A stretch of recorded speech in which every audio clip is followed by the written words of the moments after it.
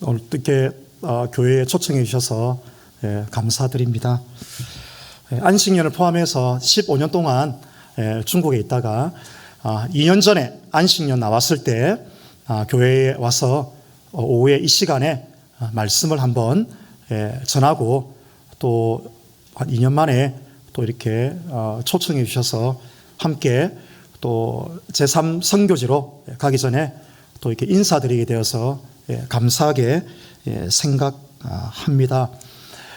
짧은 시간들이었지만 또 많은 일들이 있었고 또 그런 일들 가운데 또 하나님이 은혜를 주셨고 또 이렇게 밝게 또 웃는 모습으로 또 여러분들과 함께 또 은혜를 마주하게 되어서 감사하게 생각합니다. 오후에 또 우리 구역 모임하고 행사들이 많아가지고 목사님이 짧고 굵게 하라 그래가지고 짧고 굵게 하겠습니다. 그래서 여러분들 함께 말씀을 나누고 기도할 때에 은혜 받으시기를 바랍니다. 오늘 본문은 제가 선교지에 있을 때 안식년 동안 굉장히 많이 고민했던 말씀드립니다. 환난과 고난 가운데 있는 열방의 교회들, 또 전 세계의 교회들, 디아스포라, 또 조국 대한민국 성도들 고난 가운데 있으면서 그 고난이 교회와 성도들에게 얼마나 큰 위로가 되는지를 오늘 본문이 우리에게 이야기하고 있습니다.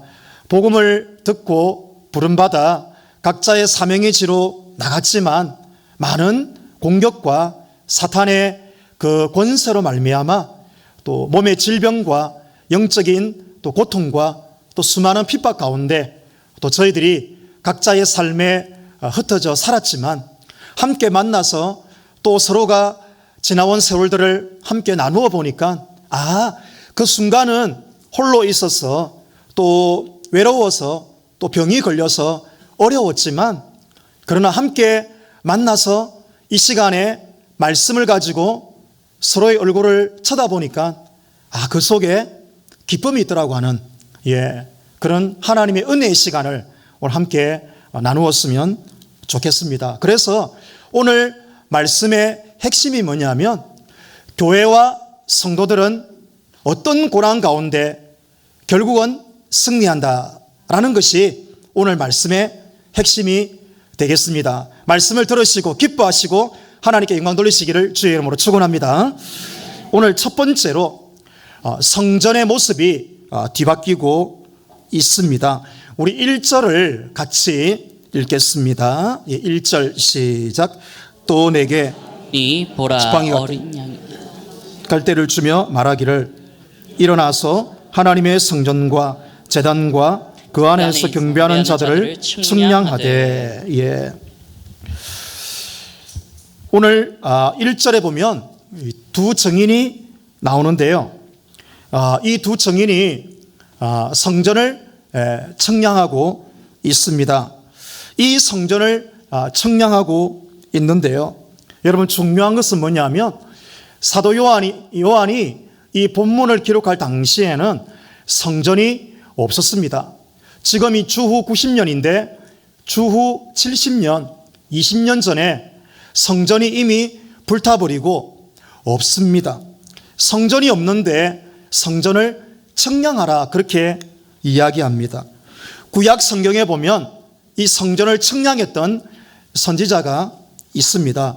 에스겔 37장에서 47장을 보시면 그 당시에 에스겔이 활동할 때 하나님이 성전을 측량하라 에스겔이 이야기합니다.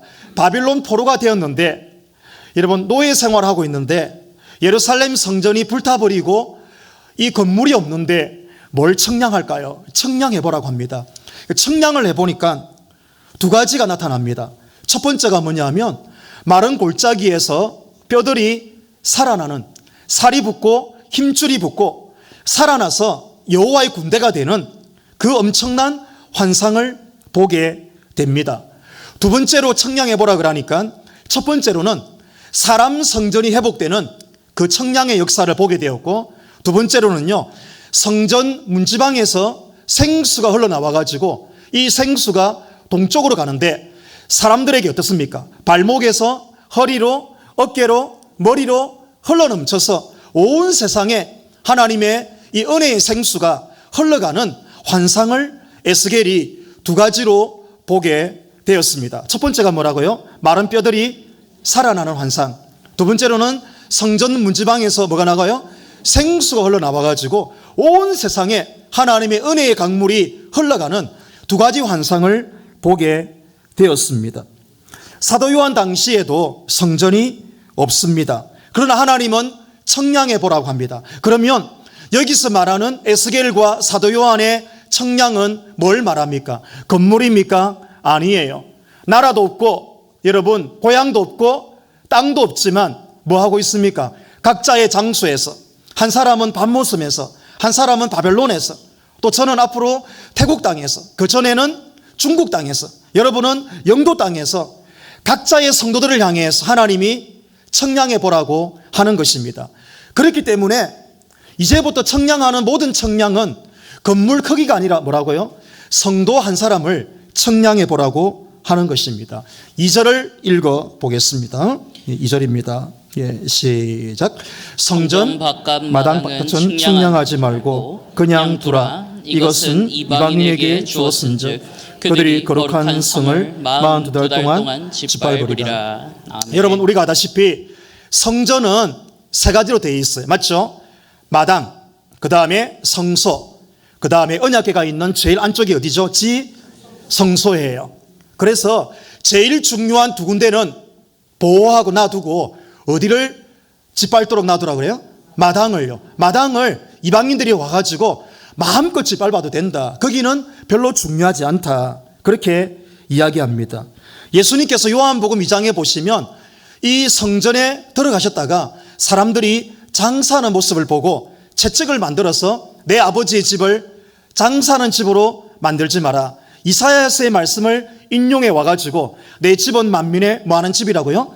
기도하는 집이라. 그렇게 말씀하시면서 이 성전의 참된 기능에 대해서 이야기를 하고 있습니다.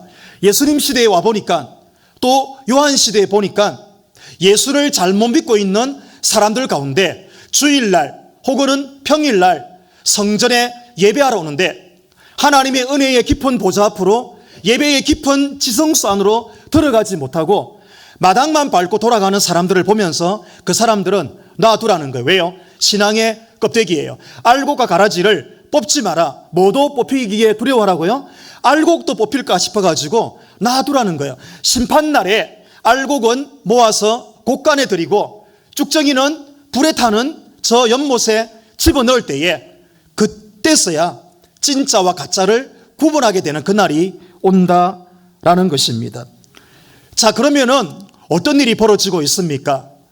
건물을 가지고 오늘 아침에 목사님이 설교했지만 돈을 가지고 자기 신앙을 자랑했던 그런 사람들은 진짜 신앙이 아니다라는 것입니다. 이제부터 교회는, 이제부터 신앙은 건물이 아니라, 예루살렘 성전이 아니라 하나님을 참되게 예배하고 고난 가운데, 눈물 가운데 주님을 사모하는 그 고난 속에 있는 그 성도들이 진짜 성도요, 진짜 교회라고 말씀하시는 것입니다. 그래서 오늘 2절에 보니까 성전 마당은 청량할 필요가 없다. 왜 청량할 필요가 없습니까? 마당만 밟으니까요. 이사야서 1장 15절에 보니까 이런 말씀이 있어요. 너희가 내 앞에 보이러 오니 누가 이것을 너희에게 요구하였느냐? 뭐만 밟을 뿐이니라? 그렇죠. 마당만, 내 마당만 밟을 뿐이니라. 그렇게 이야기하고 있는 것입니다. 2절에 보니까 이 사람들이 몇 달 동안 성전을 마당을 밟고 있죠. 2절에 보니까 42달이에요. 3년 반이에요. 3년 반이면 어떤 시간입니까? 구약의 엘리야가 비가 오지 않기를 간절히 며칠 동안 기도했어요? 3년 6개월 동안 기도했습니다. 3년 6개월 동안 기도했다라는 말이 무슨 말입니까? 그만큼 그 시대가 패역했다라는 거예요. 어떻게 패역했습니까? 예배를 드리러 오는데, 하나님을 만나러 오는데 인격적인 하나님을 만나지 않고 뭐만 밟고 돌아가요? 성전 마당만 밟고 돌아가니까 내버려 두라라고 하는 것입니다. 그래서 교회의 정체성, 교회의 정의가 바뀌게 되는 것입니다.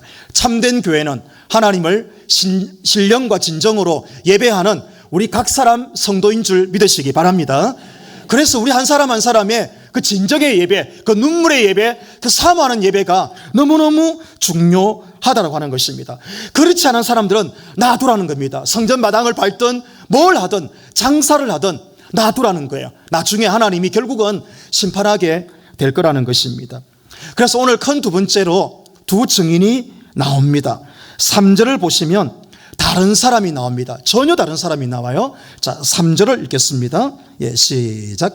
내가 나의 두 증인에게 권세를 주리니 그들이 굵은 베옷을 입고 1260일을 예언하리라. 자, 여기 보면은 찐짜배기 신자가 나옵니다. 두 증인이 나와요. 이 두 증인은 어떤 사람입니까? 굵은 베옷을 입고 세례요한과 같이 낙타토록과 여러분 이 굵은 베옷을 입고 메뚜기와 석청을 먹으면서 고난 가운데 주의 이름을 부르는 사람들입니다. 그런데 2절하고 3절에 보니까 똑같이 성전에 왔는데 날짜가 똑같은데 방식이 달라요.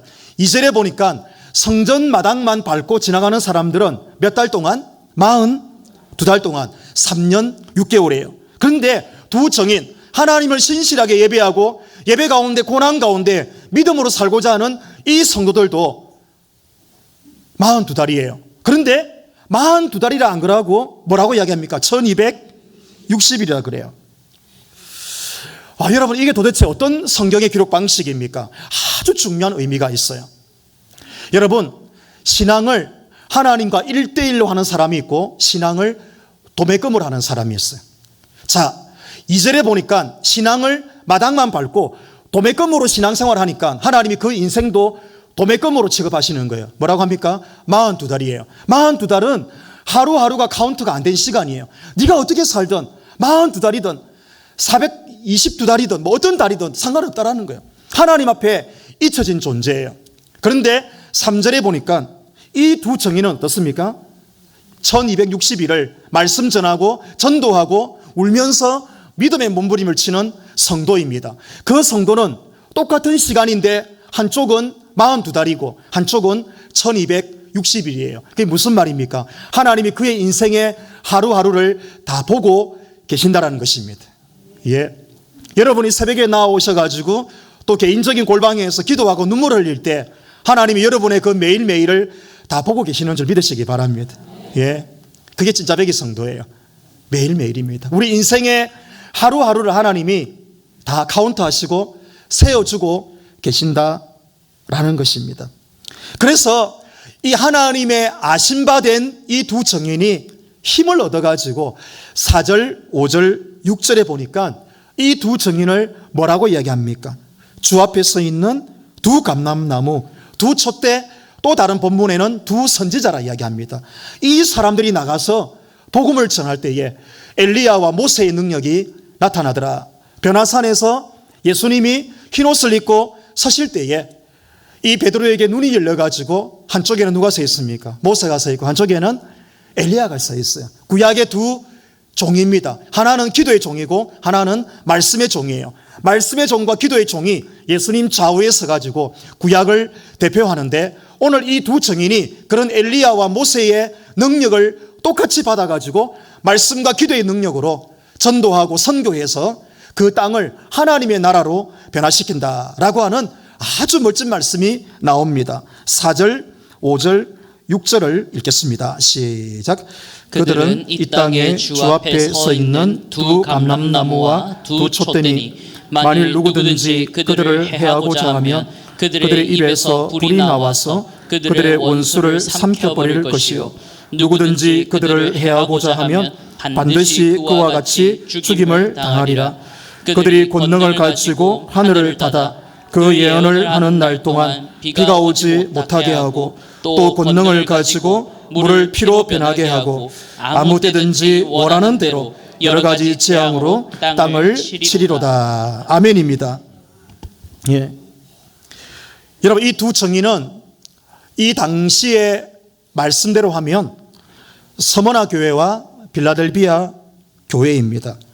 그러나 하나님 말씀을 붙들고 고난 가운데 어떤 고난도 이기고 하나님의 나라를 이 땅 가운데 실현해 내겠다라고 하는 믿음의 결단을 가진 모든 성도들이 이 두 증인에게 포함이 되는 것입니다. 중국에 제가 5년 동안 탈북자 사역을 하고 8년은 북경에서 제가 유학생하고 중국인 이 대학생들을 전도했습니다. 제가 8년 동안 그 택시하고 버스를 한 10번도 안 탔어요. 부산은 산이 많아가지고 자전거를 못 타는데 베이징은 편편한 도시라서 자전거를 타도 됩니다. 그래서 중국 북경 자전거 들어보셨죠? 그죠? 예, 북경 자전거 영화도 있는데요. 여러분, 제가 8년 동안 그 버스 대중교통을 거의 안 타고 8년 동안 제가 성도들하고 학생들 신방 다닐 때 자전거로 다녔어요. 대충 계산해 보니까 2만 킬로를 달렸어요. 예.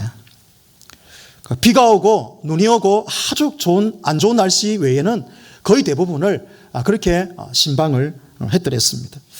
목사님과 우리 성도들이 신방하잖아요. 그죠? 여러분, 가장 먼 거리 신방을 얼마만큼 해보셨어요? 저는 한 사람을 신방하는데 왕복 3,000km를 갔다 왔습니다. 물론 자전거는 안 탔어요. 그때 자전거 타면 안 되죠. 예, 그 비행기로 기차로 갔다 왔는데 북한 사람들을 두만강에서 꺼내오다가 이 사역자가 잡혀가지고 감옥에 있는데 이렇게 한 1년 정도 있다가 나왔는데 제가 위로하고 그분의 그 눈물을 닦아드리기 위해서 3,000km를 갔다 왔던 그런 기억도 있습니다. 태국에 가기 전에 지금 제가 안식년 동안 한 2년 동안에 경기도 부천에 그 탈북자 교회를 제가 출석하고 있는데요. 예, 거기에 청년들, 그 다음 성도들 성경을 가르치고 있습니다. 아마 저에게 시간이 주어진다라면 정말 엄청나게 많은 간증들을 할 수 있지만 또 다음에 불러주시면 또 그런 간증들을 함께 나눌 수가 있을 것입니다. 끊임없이 우리에게 주시는 이 믿음의 용기, 하나님의 사랑, 하나님의 축복은 한번 따라합시다. 저 낮은 곳을 향하여. 여러분, 아멘입니까? 예, 저 낮은 곳을 향하여. 언제나 우리의 삶과 사역은 저 낮은 곳을 향하여, 저 낮은 곳을 향하여. 그들의 눈물을 닦아주고 또 닦아주고. 예, 그렇게 함으로써 이 사역자가 깨끗해지고 정결해지고 아름다워지고, 그렇구나. 많은 것을 가지지 못했지만, 많은 것을 누리지 못하지만 하나님께서 보석 같은 저 영혼들 품어주라고, 또 품어주라고 그들을 품어주면서 우리의 삶, 우리의 선교, 우리의 앞날이 아름답게 열려지게 되는 것입니다. 여러분, 그런 순수한 믿음과 열정을 가지고 갈 때에 하나님께서 왜 엘리야에게, 모세에게 주신 그 능력을 안 부어 주시겠습니까? 사람들을 붙여주시고 말씀을 붙여주셔서 그들의 영혼이 변화되게 하시고 중국 땅에 방황하는 영혼들이 탈북해가지고 한국으로 가게 되며, 또 제가 태국에 갔을 때에 또 대학에 들어가서 그들을 전도하며 또 그들에게 복음을 전할 때에 그 영혼들이 불교를 믿고 또 부처를 믿고 샤머니즘을 믿고 있는 그 영혼들이 또 주님께로 돌아오도록 하나님이 저희들 선교사를 붙들고 쓰실 것입니다. 그래서 교회를 교회되게, 선교를 선교되게 하시는 하나님의 이 능력과 축복의 영광이 우리 가운데 매일매일 부어주시기를 진심으로 축원합니다. 마지막 세 번째로, 두 정인이 죽지만 하나님이 그들을 살려주십니다. 7절을 읽겠습니다. 예, 7절입니다. 예, 시작. 그들이 그 증언을 마칠 때에 무적행으로부터 올라오는 짐승이 그들과 더불어 전쟁을 일으켜 그들을 이기고 그들을 죽일 터인지. 그래서 여러분들이 선교사를 위해서 또 교회를 위해서 우리 기도 많이 해야 됩니다. 하나님의 능력과 영광이, 전도와 선교의 역사가 많아지면 많아질수록 지옥에서 올라온 이 사탄과 귀신의 권세들이 여러분 그 불교 땅에, 중국 땅에, 또 이 영도 땅에 제3영도교회가 부흥하지 못하도록, 선교지가 부흥하지 못하도록 얼마나 많이 여러분 사탄이 역사하겠습니까? 그러니까 우리가 기도를 많이 해야 되는 것입니다. 자, 여러분 8절 보십시오. 9절 보십시오. 10절 보십시오. 이 주의 종들을 얼마나 여러분 탄압하고 핍박하는지, 죽이는지 보십시오. 8, 9, 10절을 읽겠습니다. 시작. 그들의 시체가 큰 성 길에 있으리니 그 성은 영적으로 하면 소돔이라고도 하고 애굽이라고도 하니 곧 그들의 주께서 십자가에 못 박히신 곳이라. 백성들과 족속과 방언과 나라 중에서 사람들이 그 시체를 사흘 반 동안을 보며 무덤에 장사하지 못하게 하리로다. 10절. 이 두 선지자가 땅에 사는 자들을 괴롭게 한 고로 땅에 사는 자들이 그의 죽음을 즐거워하고 기뻐하여 서로 예물을 보내리라 하더라.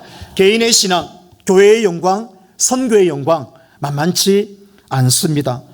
오늘 이 세 가지가 나오잖아요. 예. 9절에 보면 여러분 7절에 보시면 무저경에서 짐승이 올라와 가지고 이 두 정의를 핍박합니다. 자, 8절에 보시면 그들이 죽어 있는 곳이 큰 성인데 여러분 소돔, 애굽, 주께서 십자가에 못 박힌 예루살렘과 같은 곳이다. 여러분 소돔은 어떤 곳입니까? 하나님의 말씀을 농담으로 여긴 곳입니다. 애굽은요 마술사들이 들끓는 그런 마술과 미신이 흥행한 곳이 바로 애굽입니다. 여러분 이 예루살렘은 어떤 곳입니까? 우리 주 예수 그리스도를 십자가에 못 박아 죽인 것입니다. 그러니까 선교의 현장, 우리 성도들의 삶의 현장이 이렇다라는 것입니다. 9절에 보시면은 이 죽은 사람들이 그 시체를 사흘 반 동안 길거리에 방치해 놓고 사람들로 하여금 다 보게 합니다. 10절에 보시면 이 두 증인이 선지자가 죽었을 때에 여러분 땅에 사는 자들이 기뻐하며 서로 예물을 나누고 즐거워하며 잔치를 하고 있다. 그렇게 이야기를 하고 있습니다. 이 당시의 말씀으로는 네로 황제고 도미티안 황제입니다. 여러분 사탄이 이 왕들을 이용해 가지고 예수 믿는 우리 그리스도인들을 얼마나 강력하게 핍박했는지를 오늘 본문이 잘 보여주고 있습니다. 특별히 저희들 같이 이 공산권 또 회교권에서 선교하는 선교사들은 이런 본문의 말씀을 읽을 때에 뼛속까지 이 핍박과 이 고난의 세월들을 저희들은 견디어 왔던 것입니다. 그러나 사랑하는 여러분, 오늘 말씀 마지막 11절을 보시면 우리 교회가 우리 선교사들이 주의 종들이 영원히 고난당하고 눈물 흘리고 슬퍼하며 고통하는가? 절대 그렇지 않다라는 것입니다. 하나님께서 우리 성도들의 눈물을 닦아주시고 교회와 선교지에 큰 영광을 주시는 그날이 반드시 온다라고 하는 것입니다. 우리 11절을 읽고 마무리하겠습니다. 예, 시작. 3일 반 후에 하나님께로부터 생기가 그들 속에 들어가며 그들이 발로 일었으니 구경하는 자들이 크게 두려워하더라. 마귀 사탄과 원수들이 그 거대한 권력들이 예수 믿는 사람들과 선교사들과 주의 종들을 죽이려고 구덩이에 가두고 길거리에 그냥 처박아 놓고 여러분 비웃으며 잔치를 벌이며 그렇게 했는데 결국은 어떻게 되었습니까? 중국이 여러분 어떻게 되었습니까? 문화 대혁명 이후에 어떻게 되었습니까? 중국 선교사들 90% 이상 다 추방되었습니다. 어떻게 되었습니까? 다 죽었습니까? 다 망했습니까? 다 울었습니까? 다 절망했습니까? 그렇지 않다라는 것입니다. 멋진 말씀을 보여드리겠습니다. 14절 보십시오. 어떤 일이 벌어지고 있습니까? 14장 1절. 예. 14장 1절. 자, 다 죽었습니까? 시작. 또 내가 보니 보라 어린 양이 시온산에 섰고 그와 함께 14만 4천이 서 있는데 그들의 이마에는 어린 양의 이름과 그 아버지의 이름을 쓴 것이 있더라. 여러분 할렐루야입니다. 보십시오. 다 죽은 줄 알았는데 다 길거리에 널브러들인 줄 알았는데 뚜껑을 열어놓고 보니까 어떻습니까? 결국은 신실한 주의 종들이 승리하게 되더라는 것입니다. 몇 명입니까? 14만 4천 명입니다. 오늘 성가대가 찬양했는데 소리가 너무너무 컸어요. 여러분 보십시오. 14만 4천 명이 살아 일어나서 그 고난을 딛고 주님을 찬양할 때에 죄송합니다. 떼창이에요, 떼창. 맞죠, 이죠? 예, 요즘 아이들 말로 떼창입니다. 14만 4천 명이 찬양할 때에 여러분 그 찬양의 소리가 얼마나 여러분 웅장하겠습니까? 어떻게 찬양합니까? 15장 2절의 4절. 예. 15장 2절의 4절입니다. 자, 같이 한번 해봅시다. 시작. 또 내가 보니 불이 섞인 유리바다 같은 것이 있고 짐승과 그의 우상과 그의 이름의 수를 이기고 벗어난 자들이 유리바다 가운데 서서 하나님의 검은고를 가지고 하나님의 종 모세의 노래 어린 양의 노래를 불러 이르되 주 하나님 곧 전능하시니시여 하시는 일이 크고 놀라우시도다. 만국의 왕이시여 주의 길이 의롭고 참되시도다. 주여 누가 주의 이름을 두려워하지 아니하며 영화롭게 하지 아니하오리까. 오직 주만 거룩하시니이다. 주의 의로우신 일이 나타났음에 만국이 와서 주께 경배하리라 하더라. 아멘. 여러분, 요한계시록의 맨 마지막이 뭔지 아십니까? 한번 따라합시다. 할렐루야.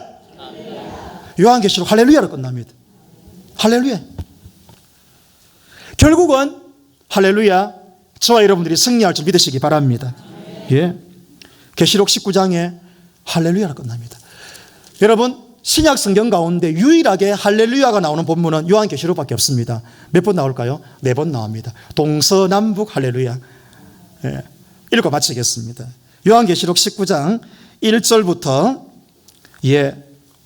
6절까지 4번 할렐루야 나옵니다. 크게 읽으십시오. 시작. 이 일 후에 내가 들으니 하늘에 허다한 무리의 큰 음성 같은 것이 있어 이르되 할렐루야, 구원과 영광과 능력이 우리 하나님께 있도다. 그의 심판은 참되고 의로운지라.